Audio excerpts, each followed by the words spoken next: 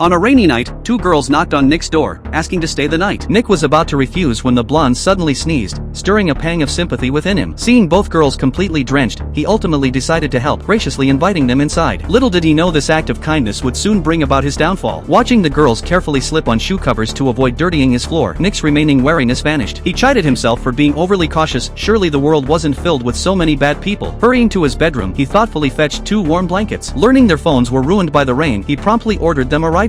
However, due to the heavy downpour, the driver wouldn't arrive for an hour. Seeing the girls still in wet clothes after such a long wait, Nick worried they'd catch a chill. He provided clean bathrobes, brewed hot coffee, and even offered to dry their soaked clothes in the washer. Just then, a sudden commotion drew him back to the living room. The girls had opened his record player without asking and were cuddling his dog. Their interest in his record player sparked Nick's enthusiasm, but barely 2 sentences into explaining its mechanics, the girls flanked him, gazing up with admiration. Flustered by the sudden closeness, Nick quickly moved to another couch, hoping distance would discourage advances. Yet moments later, one girl complained her back ached from sitting and unintentionally drifted beside him again, resting a hand on his shoulder. Sensing their intentions, Nick stood and relocated once more, only for both girls to follow him. To prevent further escalation, he rushed to the record player, starting music to divert their attention. To his shock, as the first notes played, the blonde began swaying her hips to the rhythm. Just as she pulled him to dance, his phone buzzed. The rideshare had arrived. Relieved, Nick hurried to fetch their clothes from the dryer, but at the bathroom door, the girls lingered inside. Worried the driver might leave, Nick covered his eyes and stepped in to urge them out. This move sealed his fate. Trapped in their pincer movement, Nick finally succumbed to their advances.